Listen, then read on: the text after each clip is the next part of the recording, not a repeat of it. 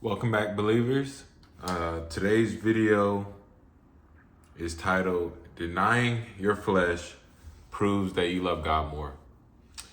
I felt led to creating this video for quite some time, but now more than ever, we see our flesh raging war with our spirit.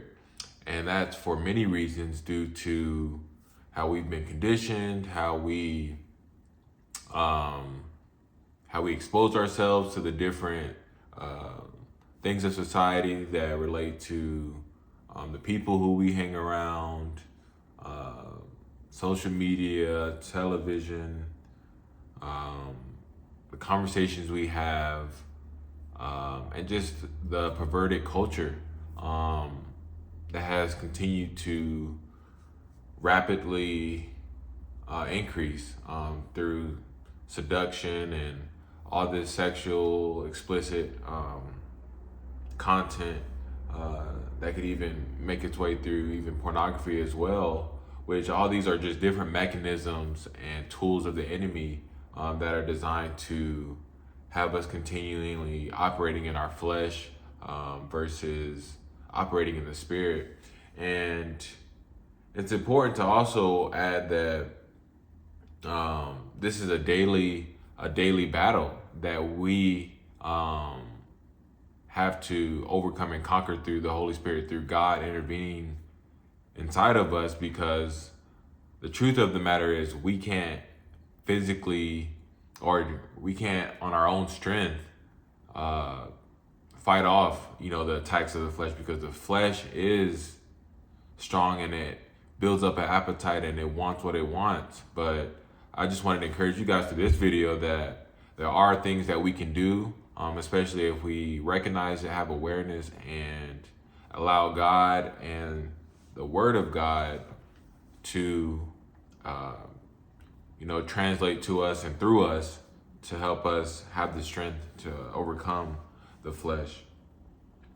I want to start us off with a verse, or a few verses for that matter, beginning in Romans chapter 8, verses 12 through 13, where Paul is speaking about, and I'll read it here. So then, brothers, we are debtors not to the flesh, to live according to the flesh. For if you live according to the flesh, you will die. But if by the Spirit you put to death the deeds of the body, you will live. So Paul's just emphatically sharing this message, and he shares messages like this all throughout the Word, but specifically in Romans, where he's talking about this duality and this battle between the flesh and the spirit, and also of how we do things that we know we shouldn't do, and how there's this constant dilemma. But with God's strength and recognizing it, we have hope and we have the capacity to overcome. So as is stated in this verse, if we surrender to the Spirit, that will put the deeds to death of the body, and it will allow us to live. This is so important because a lot of times we're letting our body, our flesh lead us in how we should go about different aspects in the world. And this is always, a mechanism of the enemy, because he wants you operating in your flesh, operating in your own knowledge and understanding, because that's going to bring about results that only leave you in a destructive state.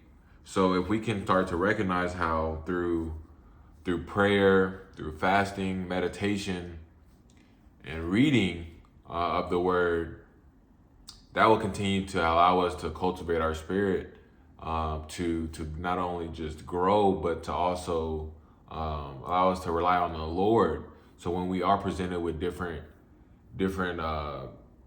scenarios where the flesh wants to rule, we have that covering, we have that strength. And this could also look as far as even in food or gluttony, that's a big thing, especially in the Western world of America, specifically where I'm located. But we see how everything is designed around food and um, eating multiple times a day and all these things, which you would think inherently is just food. I'm just eating. We're supposed to eat 3 meals a day, and there's so much things even tied into the whole um, food like argument about that. But my whole point is when I'm sharing this is about, and I see this a lot of times even when I'm fasting. I won't even really be hungry per se, but my mind is telling me, hey, you need food, or if I even see it, just you see restaurants galore just everywhere, or you would just smell something and it would just trigger different senses that will, to me, I would be like, all right, I have to like resist these like more mental urges because like I said, my body's not even wanting to eat anything, but my flesh is like, you need to eat something or we're hungry, and that happens. And I'm sure you guys can relate to that, but you probably thought, oh, this is just normal, or the whole thing with hunger pains versus hunger pains, where your body will send signals to you suggesting that you are hungry when it's in fact just signaling kind of your digestion or how your body is processing. And you can look into this too to find kind of more specified information. But yeah, you're not hungry all the time, and I see this in our culture where we're gluttonous, or we're just constantly putting like food in our bodies that, one, aren't good for us, and two, the amount of food that we're consuming, and you could also add those other things too. But this has been a very problematic topic and epidemic because it also lowers our frequency. It also disrupts how we engage with the spirit of God. And you guys might think, oh, it's just food, but no, food has frequency. Food also has capacity and the ability to affect us, where it could make us have brain fog, or make our bodies just not operate as it needs, or we'll introduce more parasites to our body through the things that we're eating. And it also stems from like the organic, not organic, which in America stuff, there's been this, from my research, is this plot to continue to poison us through food.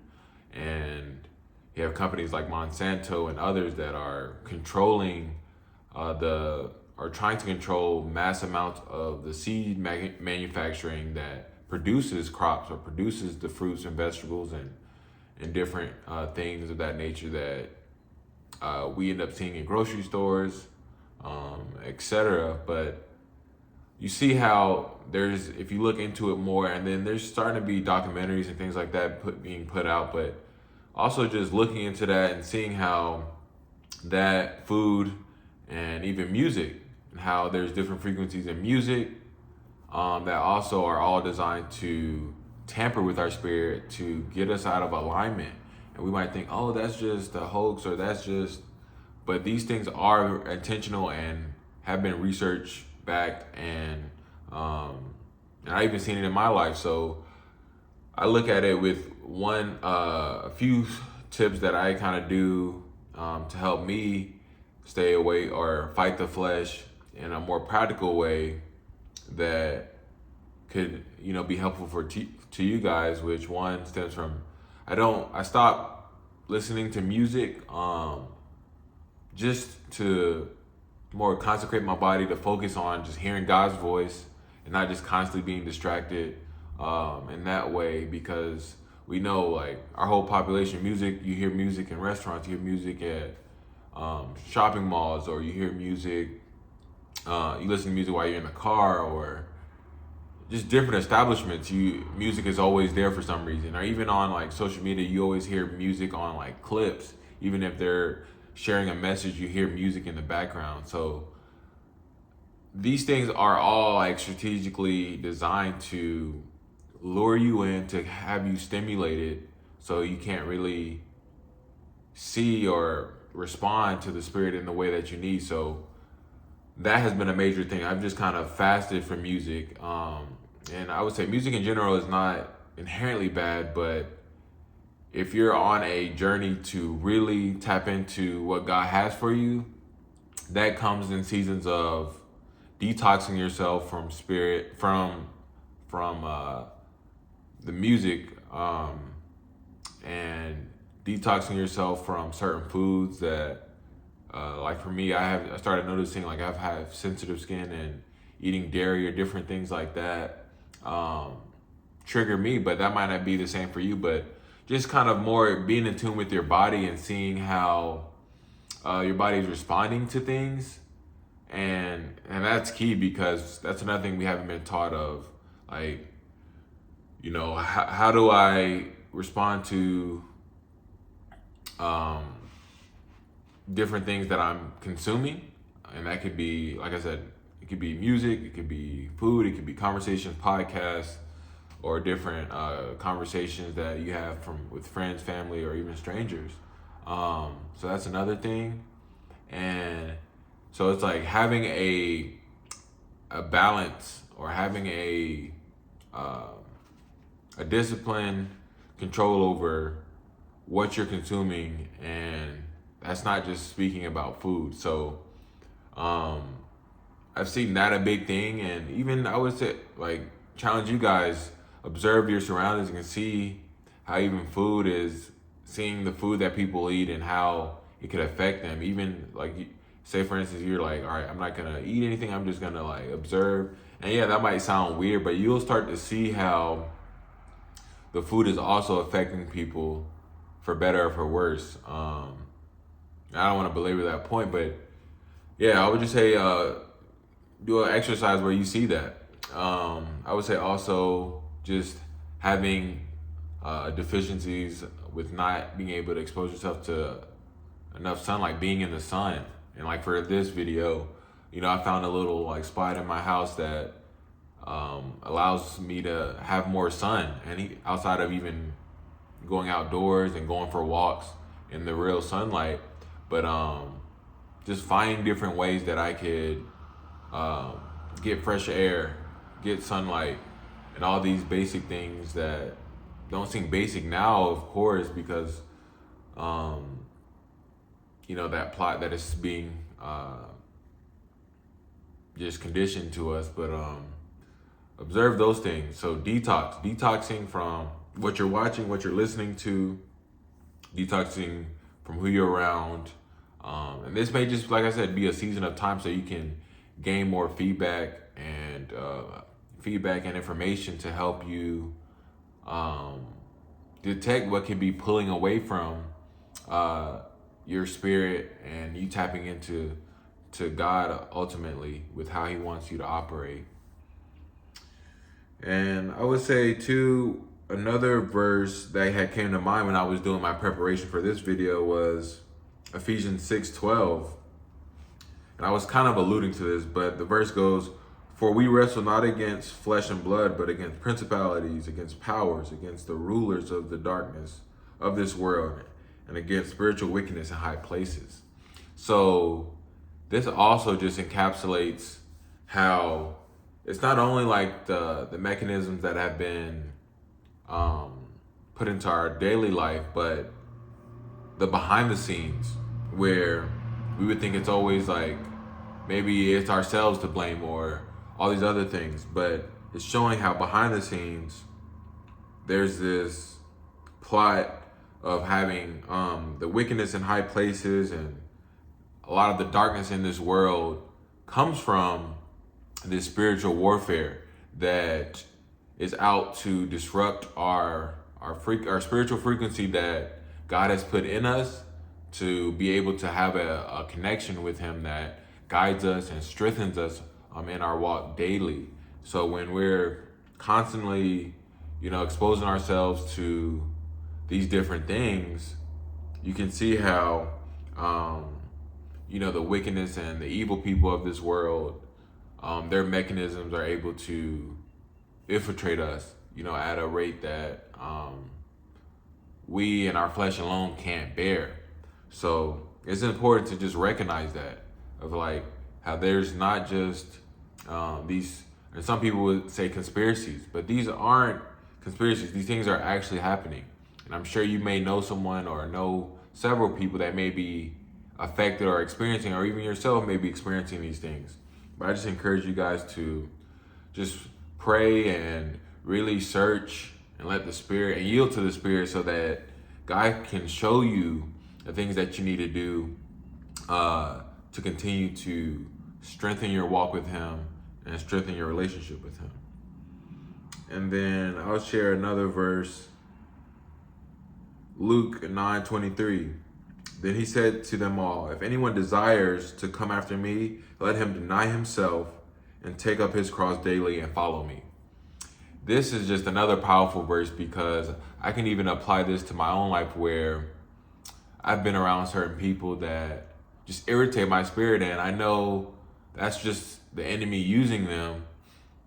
But it takes so much like restraint and spiritual discipline to not like react or retaliate in a way that seems logistical or seems like, oh, this will be a normal response for me to do. But it's in the crucifying of the flesh and in crucifying the sinful nature in us that wants to just retaliate, that allows that we prioritize our relationship with God and how He wants us to walk out our lives versus how we want to take matters into our own hands. And I come across this a lot, even within certain people that I know, or I say not a lot, but quite often than I would rather want. But I know it's just strengthening me to deal with my own flesh, but also to have compassion and understanding for others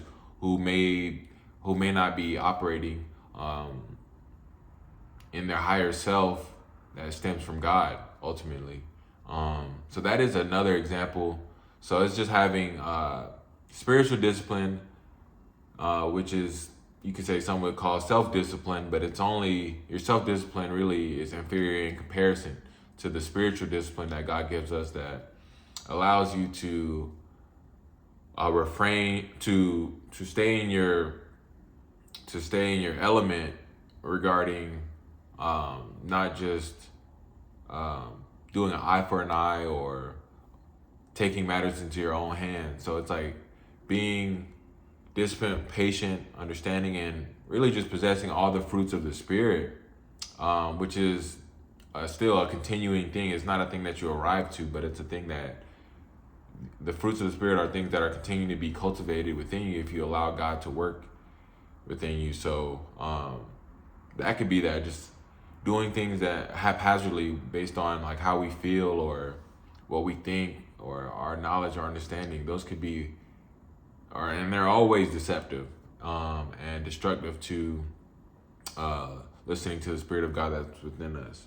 So I would encourage you guys to yield to God's way, yield to God's will in different aspects. And also, I love how we always talk about, like in Christian circles or just religious circles, where talks about like how we talk about church or different things, but not recognizing like how our temple is the first, you could say the first vessel that we need to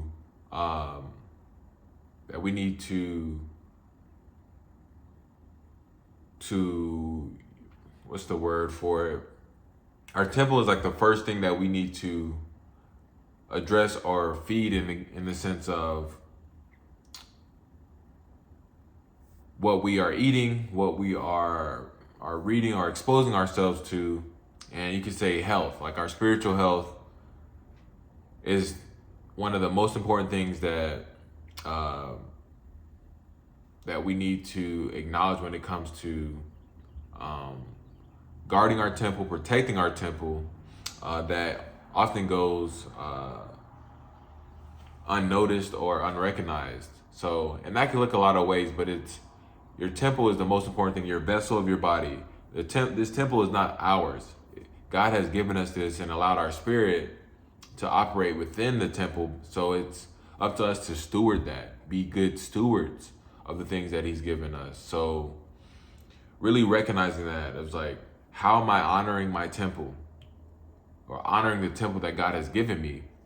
And when you start asking yourself that in prayer and fasting, God will show you ways that you can continue to honor the temple that God has given you, which could be another way of saying your body, honoring basically the vessel of the body that he's given you, which is extremely important. So I'm sure I could add more to this, and I know if I left out anything, feel free to just put it in the comments. But I hope this video provided value for you guys, and I look forward to making the next one. Thank you guys. Peace.